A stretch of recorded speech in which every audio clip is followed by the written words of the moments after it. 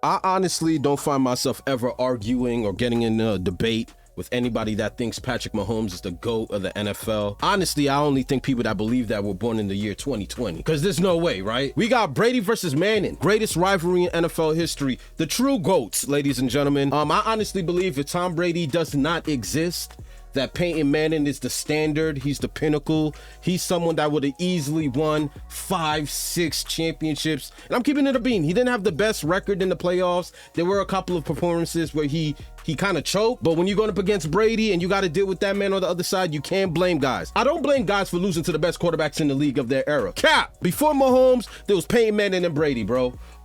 If you know, you know. For the devoted and passionate fans, this video should be a reflection of the good old days. This should be a good old hit of nostalgia. Peyton and Tom? You remember those classics? Like, we can't get nothing half as close to what these two quarterbacks used to put on the field, bro. We're talking about the upper echelon of chess matches. Not so much athleticism. This is just reading coverage and perfect throws. These rivalries can only be described as reading coverage, perfect throws, and clutch moments. These two are the standard. So we're going to get into Brady and Manning, greatest rivalry in NFL history. You can't be called the GOAT if you don't have a rival. I mean, Brady the GOAT, he had a rival? Or was it really much of a rivalry? There is no rivalry like Brady versus Manning, the two legendary quarterbacks who overwhelmed NFL defenses with their extraordinary passing proficiency and relentless competitive spirit went head-to-head 17 times. But their epic clashes were so much more than just wins and losses. Brady versus Manning was a damn near 2-decade-long battle to secure the ultimate legacy as the greatest to ever play the position. I'm not gonna lie. 17 times. Let that marinate. 17 times. For two guys that aren't even in the same division. I don't care what anybody says, bro. I know the NFL conspired to make Brady and Manning happen because it was almost like the National League's national holiday. Oh, we got Brady and Manning this weekend. You know, it's box office. It's time. But you couldn't find a fan that was gonna complain about these two matchups every single Sunday, every single year. It was just Manning and Brady. So like the fact that they faced 17 times, like, huh? And it's crazy to think that their rivalry ever became what it did, considering when Brady and Manning entered the league, their careers were on very different paths. Peyton was first overall pick. Number 1 overall in the '98 draft. The Indianapolis Colts select quarterback, University of Tennessee. Not Tom. Instantly becoming the face of the Indianapolis Colts, a prodigy destined for greatness. Then there's Tom was Brady, sixth round, 199 pick out of Michigan, who started as the Patriots' 4th-string quarterback, with no indication he might ever become a starting play caller, let alone a Super Bowl MVP. So I'm like, yeah, I'm going to make the team. Don't worry about that. But in 2001, fate intervened. A sudden injury to New England quarterback Drew Bledsoe catapulted the inexperienced Brady into the spotlight. In any unforeseen circumstances, Tom will be the quarterback. Faced with making his first career start against none other than Peyton Manning and the And one side note about that whole scenario, at that time when Drew Bledsoe went down, he was the highest paid quarterback in the league. I don't know how much his salary was, but I think it was roughly around 8 to 10 million, which is crazy considering what these guys are getting paid now. But this dude was the highest paid quarterback. He gets hurt, and now we got to replace him with a 6th round pick, and then the rest is history, son. So 2001, fate intervened. A sudden injury to New England quarterback Drew Bledsoe catapulted the inexperienced Brady into the spotlight. In any unforeseen circumstances, Tom will be the quarterback. Faced with making his first career start against none other than Peyton Manning and the undefeated Colts, it was a turning point that changed the course of the Patriots franchise forever. I remember running out there on the field. You came up right to me, you said, "Hey, Tom, Peyton Manning." I was like, "No." Even though the Pats were huge underdogs, the first showdown between the two future greats saw New England demolish the Colts, 44-13. First start for Tom Brady, first win for Tom Brady. With 2 of Peyton's 3 interceptions returned for touchdowns. Brady took a sack on his first play, but that wouldn't be a sign of things to come. Instead, he threw for 168 yards. And this was game manager Brady, by the way. This was in GOAT mode Brady. Brady might make an okay seat filler until Bledsoe's return. 3 weeks later, the battlefield shifted from Foxborough to Indy, but the outcome stayed the same, with New England powering past Manning and the Colts 38-17. Patriot Nation was over the moon with how their young substitute QB appeared to step up his game, showing subtle hints of his eventual mastery of Belichick's intricate playbook as Brady went 200 yards plus through the air, along with 3 touchdowns. The Colts finished 6-10 and quickly showed Jim Mora the door. Playoffs? Playoffs? Yeah, that guy. But there was no kidding around about New England's playoff run. Brady, now officially the starter, caught lightning in a bottle, knocking off the Raiders and Steelers on his way to a Super Bowl 36 showdown against Kurt Warner and the 14-point favorite St. Louis Rams. But the greatest show on turf couldn't live up to the hype, as the Patriots showed up and showed out with a 2017 win to secure their first Super 14-point favorites is disrespectful, bro. I know the Patriots were an underdog, but 14 points? We'll see some of the worst teams versus the best teams, and it'll be like a 12.5-point favorite. 14 point? It's like, what are you even doing here? Super Bowl title. And In we won. 2003, Manning lost to the Pats again, but in a more respectable fashion. This time with New England just squeaking out the win, thanks to a huge goal line stand in the final minutes of their Week 13 Stop edge at the matchup 1 yard against line. Indy. But enough with the regular season matchups. The playoffs. Playoffs? That's where it really matters. In their fourth matchup, the Sheriff and the Golden Boys squared off in the 2003 AFC Championship with Super Bowl 38 on the line. Manning had been killing it throughout these playoffs, throwing 8 touchdowns with 0 interceptions in wins over Denver and Kansas City, and looked to continue the throwing barrage in snowy Foxborough. And he did just that. Tyler! Throwing all over Gillette. The only problem? He was throwing to the wrong team. Manning on a roll, throws it. Tyler picks it off. Sure, the law is usually on the Sheriff's side, but Peyton, dude, cornerback Ty Law is not on your team. Heavy rush at all. Far sideline, short picked off. Tyler. In Super Bowl 38, TB12 went off against the Panthers, completing 32 passes, the most in Super Bowl history, and throwing for 354 yards, the 5th most in Super Bowl history. Sure, the most talked about moment was Justin Timberlake exposing Janet Jackson's stylishly pierced nipple. But with Brady winning his 2nd Super Bowl MVP, I didn't give a and damn about beating Janet's the Colts tits. in the 04 Not even gonna season hold you. opener, I wanted that chip. And Vanderjack No good. not make it. At this point, just like Janet's nipple, Peyton Manning looked completely exposed, now sitting at 0-5 against Brady. He waited and the his whole life for that Patriots. one. Sorry, did we say 5 losses? Let's jump to 6 straight, as the Horseshoes wrapped their season just like it started, with a loss in Foxborough, as Brady tattooed an embarrassing 20-3 playoff loss onto the ample-sized forehead of one Peyton Manning. For Brady, it was back to the Super Bowl. For Manning, it was back to another disappointing offseason, this time with a growing reputation as a playoff choke artist. Brady won his 3rd Lombardi trophy after handing Philadelphia a 41-33 loss in Super Bowl 39. The win put Brady's playoff record at an astonishing 9-0 undefeated streak, a first for any NFL quarterback, and a mark no quarterback will likely ever match. By 2005, Manning was a 9-0 two-time to start off your MVP playoff with career is a- nuts. Laser rocket arm. and statistically, the NFL's best quarterback. But heading into their Week 9 matchup against New England, Indy clearly needed a new game plan. And Tony Dungy had just that, believing the key to finally pulling one over Brady and company was to do what Indy hadn't done in any of their previous 6 matchups: score Run the ball. first. Oh. Peyton and the Colts stuck to the plan, firing out from the My jump gosh. with a 48-yard Marvin whistle Harrison. to Marvin Harrison before scoring a quick 6. Manning threw for over 300 These yards throws, with bro. 3 touchdowns. Look at these and even throws, bro. Let me scrambled tell y'all for a quick something, 6, man. airing out from the A lot, jump with a lot of y'all young whistle just to just Marvin don't know, Harrison bro. before scoring a quick This 6. dude Marvin Harrison was him. I know his son about to jump in the league in like a couple of months and arguably be a first overall pick. And they're saying this kid is sensational. So much credit to the Marvin Harrison bloodline. But that boy daddy was a problem with Peyton Manning, dog. Yo, there was nothing for Marvin Harrison. This dude was slim. He was a slim assassin, bro. Just quiet, no real big ego. But my God, did him and Peyton have this chemistry that was like Joe Montana and Jerry Rice. Like that, I've never seen a chemistry so solid between a receiver and a quarterback. And they put up the record to show for it before they both retired. I think they had the #1 record between quarterback and wide receiver touchdown combination. It was just filthy work. Peyton and Marvin, oh my goodness. Manning threw for Now the over league wanna act like 300 Marvin yards don't with 3 exist, touchdowns, but and even scrambled for an he was 18-yard cold. gain on a critical 3rd down. Manning running for first downs? It was different, but fitting, as the rivalry Crazy. finally took a different direction, with Peyton snagging his first career win over his arch rival, 40-21.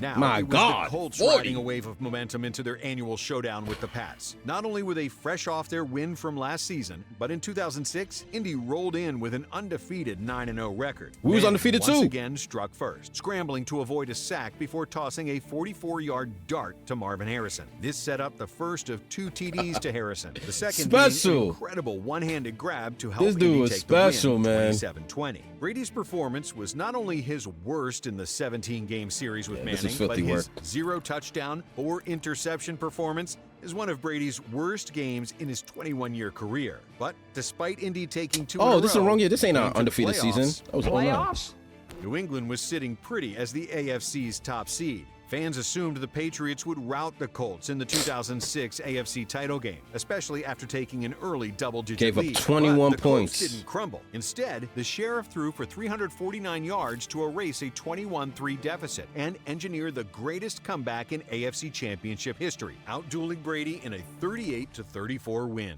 Finally, it was Manning's turn to step onto sports' grandest stage, punching his ticket to Super Bowl 41 against the Bears in Miami. It was the first Super Bowl played in rainy conditions, but that didn't slow down Chicago's Devin Hester, who took the opening kick 92 yards to the house for the quickest score in Super Bowl history. But playing catch-up was nothing new for Manning and the Colts. Down 14-6 in the first quarter was, as the large Spanish-speaking population in Miami might say, nada. Manning flipped the script and started raining down points to outscore Chicago in the last 3 quarters, 23-3. The Colts were victorious, and just like Brady in his first Super Bowl, Peyton was named the game's MVP. In 2007, it was a battle of the undefeateds. There we as go. The 8-0 2007. Patriots locked up with the 7-0 Colts in a game they called the biggest regular season showdown in NFL history. The defending champs classic, beat Brady man. in the previous 3 matchups, giving Manning a golden opportunity to nudge the rivalry in his favor. But Brady Randy had other Moss, Wes plans, Welker. including an incredible 55-yard bomb Moss! to Randy Moss in the fourth quarter, followed up by a 3-yard TD strike to old reliable Wes Welker to keep the Patriots within 3. You remember Wes Welker, right? The 5'9" Patriots receiver who would later ditch Brady to join Peyton in Denver. That's But crazy. Mr. Over Dependable money. is perhaps best known for his string of Depends adult diaper commercials. So you are all wearing new Depend Real Fit briefs currently. Yeah, it was almost like silk. And I hope he was wearing a pair of those dipes in 2007, because Welker very Yo. well might have shit his pants with excitement when the scoreboard hit 0-0, as Brady and the Patriots' undefeated streak streaked on, following a 24-20 win over Manning and the Colts. TB12 and the Pats continued their winning ways, finishing up 16-0 and becoming the first team to complete a perfect regular season since the '72 Dolphins. They carried their undefeated streak into Super Bowl 42, where This don't got Brady nothing to not do with only Peyton, bro. competed for a 4th Super Bowl title in 7 years, but looked to become the first quarterback in NFL history to lead his Just so team to a title stoic, in 7 man. years. but It's looked to something about become the this man, like, on the biggest stage of it all, bro. You just knew he was him. You just knew, like, this dude would just tap into a different kind of psyche, a different type of mindset. No moment was ever too big for Tom Bomb, bro. But the Giants did steal this one, so I can't even say anything, man. Yeah. the first quarterback in NFL history to lead his team to a perfect 19-0 record. But standing in the way of perfection, who else but Manning? No, not Peyton Manning, but younger brother Eli Manning and the 12-point underdog New York Giants. The low-scoring game featured just one lonely Tom Brady touchdown that put the Pats up late in the 4th, but teed up possibly the most astonishing game-winning drive in Super Bowl history. You know the one. This ball's thrown, and Tyree just goes up for it like a basketball player. Harrison trying to knock it down. Eli's touchdown pass 4 plays later slammed the door Mind you, we've never seen a catch like that since that catch. And I dare anybody to find the footage and send it to me. We've never seen a catch like that since the Super Bowl. on Brady's 4th Lombardi and secured back-to-back Super Bowl wins for the Manning brothers. In 2008, the Brady-Manning game was put on ice after Brady suffered a devastating knee injury. But in 2009, Brady and Manning were back at it for their 11th head-to-head, featuring a combined 700 yards through the air and 7 touchdowns. The Pats were airing up it by out. 6 with 2 minutes left, but in a head-scratcher of a call, New England went for it on 4th and 1 from their own 28 and failed to convert, giving Manning a short field to work with in just a one-possession game. I'm not gonna lie. There was nothing to be confused about. We didn't want to give the ball to Payne. We were willing to go for it on 4th and 1 on our own 28 because we feared if Peyton Manning got the ball, it was going to be game anyway. That's why I did not Bill Belichick. Peyton Manning was a problem, man. Like, I'm talking about, oh, man, you can't compare anybody to the likes of this man. This dude would audible 3 times within a 40-second time span or 30-second time. No, what is it, 25 seconds? Whatever. Like, the audibles were crazy. The throws were just deadly accurate, and he was clutch. Like, Peyton Manning was a problem. I didn't blame. You got to go for it on 4th and 1 on your own 28 just to make sure Peyton didn't get the ball. Got the ball, still scored. 28 and failed to convert, giving Manning a short field to work with in just a 1-possession game. The rare Belichick blunder allowed Peyton to sling one to Reggie Wayne for the go-ahead touchdown. It was fear. To complete yet another come-from-behind fourth-quarter victory over New England. The game marked the Colts' 18th consecutive regular season win and a flawless 9-0 on the season, eventually propelling Indy to their second Super Bowl in 4 seasons. Super Bowl 44 was a bit of a car crash for the Colts after giving up an early 10-point lead before falling victim to the Saints' surprise onside kick. Yeah, that onside kick was cold. That onside kick caught them lacking.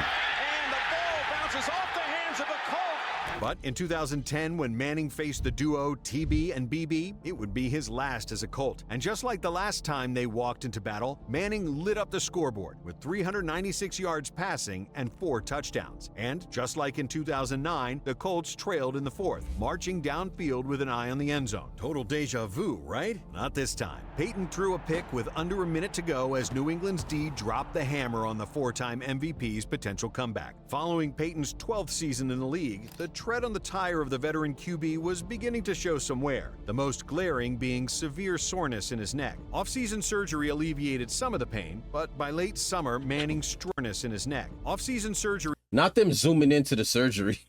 Like, yo, when I tell you the media all up in your business, bro, not them zooming in to show us the battle scar.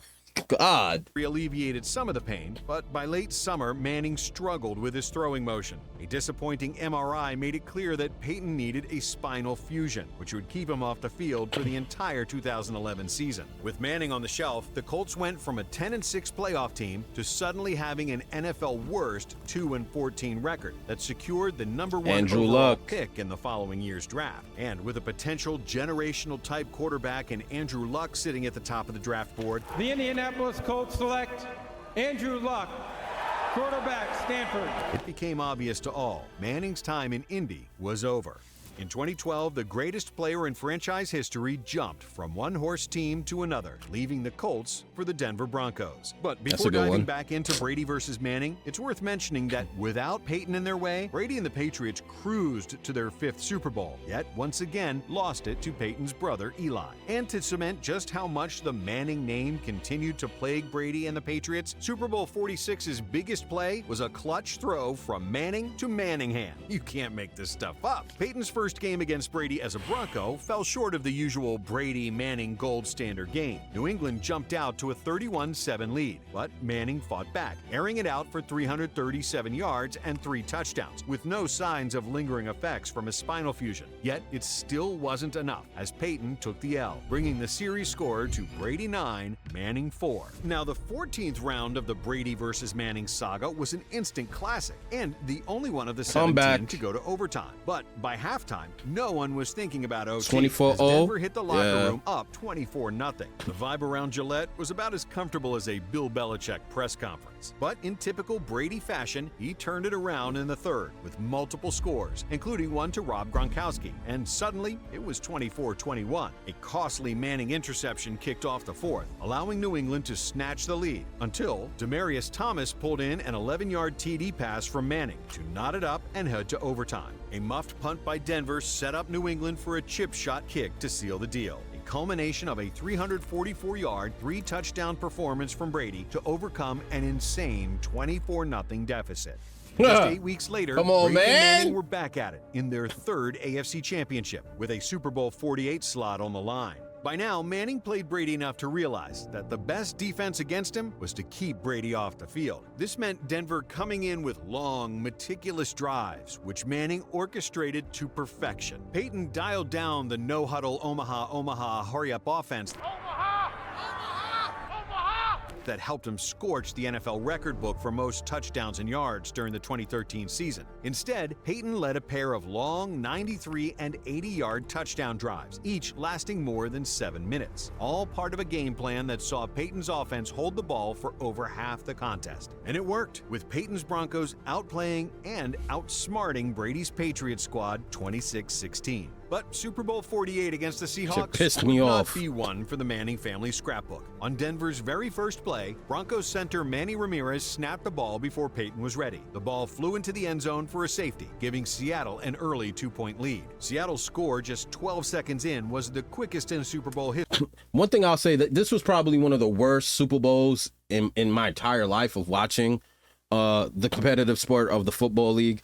It was just one of the worst. Like, the game was over in the first quarter. Like, I thought we would have had Peyton Manning versus the Legion of Boom, and the Legion of Boom just Gerbered the Broncos, bro. This was one of those losses that kind of stained Peyton's legacy, where he had to win another ring just to wash this bad taste out of the fans, out of the Denver Bronco fans' mouth, because this was embarrassing, bro. This was a mismatch. History, surpassing Devin Hester's kickoff return. Bring it back for context. End zone for a safety, giving Seattle an early 2-point lead. Seattle's score just 12 seconds in was the quickest in Super Bowl history, surpassing Devin Hester's kickoff return 7 years earlier. But unlike 2006, Peyton could not overcome the early score, as Denver was blown out 43-8.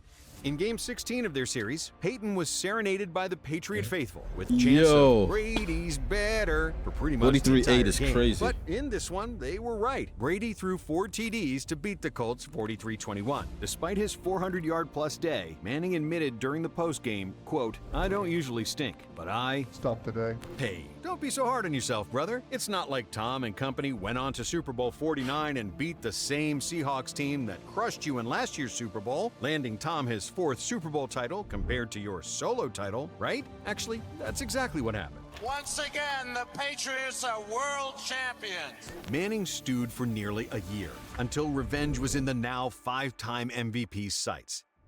It would be Brady and Manning's final showdown, fittingly in yet another AFC Championship game. Manning was the star of the game's most unique play, a third-quarter scramble for a first down that Manning dubbed the run, in air quotes, might be the most celebrated scramble by a Denver quarterback since John Elway's helicopter ride in Super Bowl 32, 18 years earlier. Peyton's 17 for 32 performance was far from vintage Manning, but his 2 most important completions went for touchdowns, enough to beat Brady and the Patriots 20-18. Even in the loss, Brady's record against Manning stood supreme at 11-6. But Peyton won out in AFC Championship matchups with a 3-1 record against TB12. In Super Bowl 50, both Denver and Indianapolis fans, and even Tom Brady, hoped to see a storybook finale for Manning, and they got it, with Peyton winning his 2nd Lombardi trophy in his final NFL game.